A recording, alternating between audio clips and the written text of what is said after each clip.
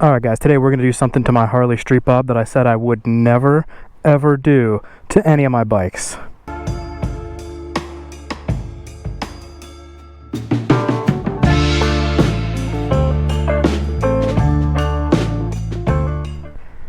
Alright everybody, what is up? As always, thanks for stopping by to another video today. We are out for a little ride with my 2022 Harley Davidson Street Bob, and today I am going to throw something on this bike that I said I would actually never use or never do to any of my bikes.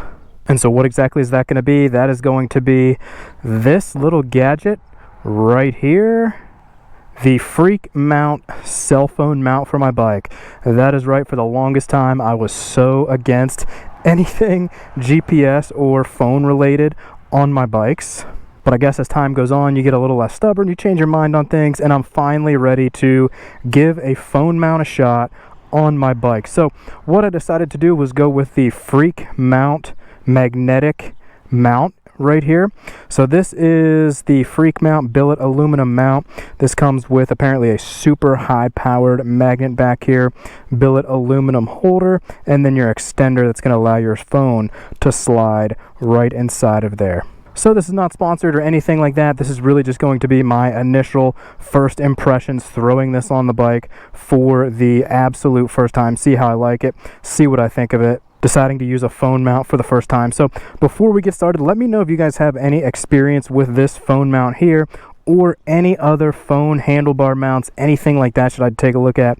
Let me know what you guys are using out there, and let me know what you like best, because if I like this, I might consider something a little bit more advanced or something like that that goes on the handlebars, but giving this one a shot first.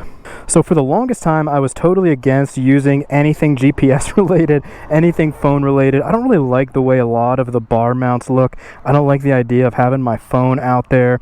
And I just really was like, you know, I'll look directions up and stuff like that before I go out. But now I'm finally interested in like seeing what the hype's all about. Using GPS on some of my trips where I'm not necessarily as familiar with where I'm going. So I picked this one because of the very small, sleek, simple design. It had good reviews online. So if we take a look at this, it's got the high-powered magnet in the back. Just going to stick right to the tank. I have seen online that people say you want to give the magnet a little wipe off. Give your tank area a little wipe off too, and the thing is just gonna pop right on there, stick right to your tank, and then you'll be able to throw your phone in there. So right off the bat, I'm just noticing that it does feel pretty firm. There is a little bit of that twisting action this way, but up and down, not really a whole lot. We'll have to see how it works once we get the phone actually in there. Like I said, I did see a lot of good, positive reviews on this. And again, basically the simple, sleek style is what really drew me to this. Nothing big and clunky all over the handlebars. I will say one thing that I noticed when I pulled it out of the package was the magnet that screws in was a little loose, and the holder had a little bit of play to it, so it could spin around. You really want to make sure you twist that and tighten it real tight so that you don't have anything spinning around or loosening up while you're riding. So the first thing we're going to do, I might be a little over precautious here, but we are actually going to pop this on the tank here. We're actually going to take the first ride with no phone in there at all. Just make sure that, you know, we're really sticking on there nice and tight. Like I said, I think we're going to have the good normal results that we should have there, but we're going to test it out first with no phone, see how it does, and then pop the phone in there and make sure we're all set, good to go, see how I like it, see if I'll continue using it.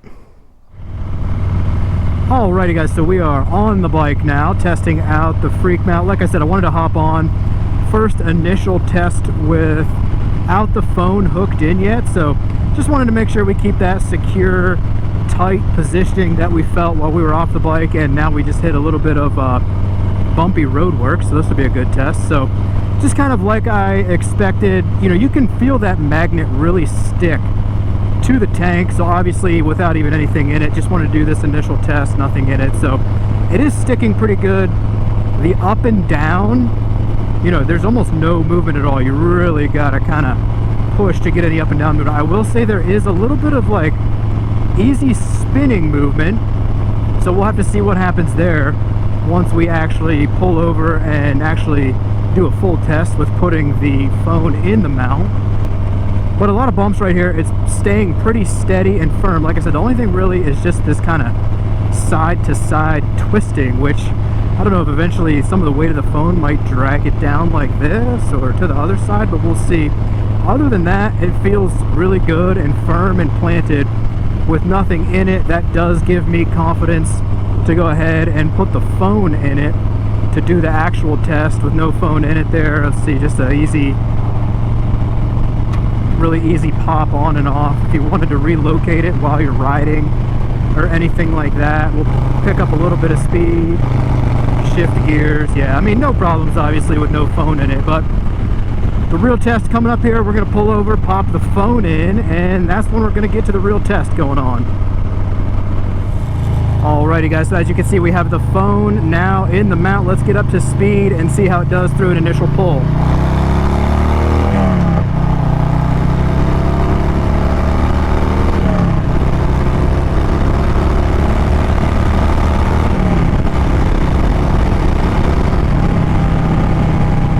Alright, so that was a pretty quick initial pull there. I think we got it up to about 90. And it seems to have stayed pretty steady through that initial pull there. I don't feel like really any movement or anything at all. Now obviously I do have the Memphis Shades fairing right here, so all through this area there's really not a lot of wind. I mean, you can feel a little bit of wind coming through, but nothing that's gonna like pull this thing back or make it blow off or anything like that. Plus the magnet is pretty strong anyway. If any movement at all, I do, like I said earlier, a little bit of twisting like that. But even with the weight of the phone in here, the up and down movement is pretty solid and pretty firm. The only thing that I think that would throw this thing off would maybe be like some big bumps or something, which hopefully we can always avoid that. I really don't think wind is going to be a problem with the Freakmount on here through some of this initial riding and initial pulls and things like that. Like you saw, we were just up to 90 on that last pull there. It felt pretty good. If anything, I think bumps would be more of an issue, but like I said, that magnet is really firm and sticking on there. Let's go ahead and see if we can pull up some maps or anything like that.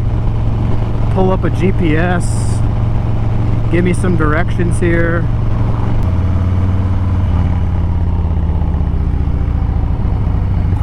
So I just pulled up some navigation there because I wasn't sure which way to go at this intersection.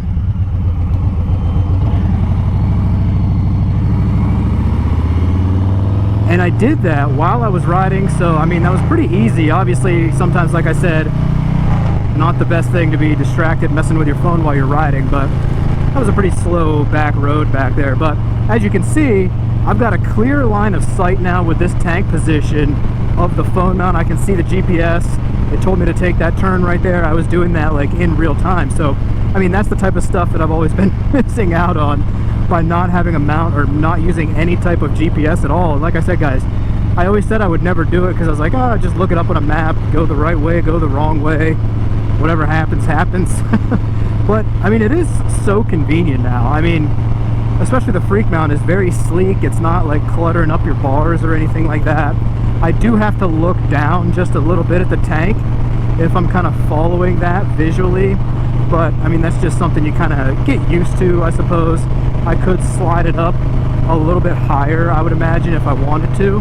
But so far, just on this quick little ride, I kind of like this. So we did some turns, it wasn't sliding, we did some fast pulls, a little bit of cruising. I mean, it's pretty much staying right in the same spot. Again, probably due in large part to the Memphis Shades fairing here, blocking a lot of that wind. So even as we're going here, as I kind of mess with it and pull it around and tug on it a little bit, it really feels good and safe where it's going. Now, I do actually have one more bumpy road that I want to take this thing up and show you guys.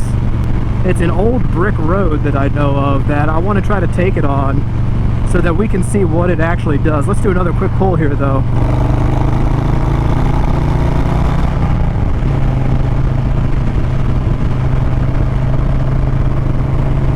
Again, up to like 75, I would feel comfortable taking this on the highway, I think. I'll have to do a test with it on the highway, but I think I'd feel pretty comfortable taking this on the highway with the safety of my phone and the whole situation going on here with the Freakmount. Yeah, I think I could get used to this. I think I could get over my stubbornness of saying that I was never going to use GPS or never going to use a phone mount on my bike. I think I could get used to this in some of those situations where I'm not entirely sure where I'm going. But like I said, I want to show you guys this brick road real quick here and see how it does on that. Alrighty guys, so here is that brick road I wanted to show you. I mean, you can see these brick roads literally throw you all over the place. The mount is holding up. I mean, you can see the phone shaking. I don't think it's going to have a lot of impact on it. Hopefully it's not messing up the camera. Yeah, a lot of bumps right through here. Then we're going to hop off here in just a second after we wrap up this brick road, and we're going to take a look, make sure the camera's not all messed up. But I mean, you can see this, the bumps on this brick road are quite a lot, and the magnet really is just sticking to it nice and tight. It's not moving around. Another section of old beat up brick road right here. You don't see a lot of brick roads out there anymore like this. It's actually really hard and uncomfortable to ride on. But the mount is holding up really well. There's some big ones. Jeez, man, this stuff, flip it in a second, really throws you around with these bumps. But anyways, that gives you a look at all kinds of different riding on my initial test run with the mount. Some quick poles, some country back roads, some in-town crazy brick roads like this. Let's hop off and take one last look at the mount.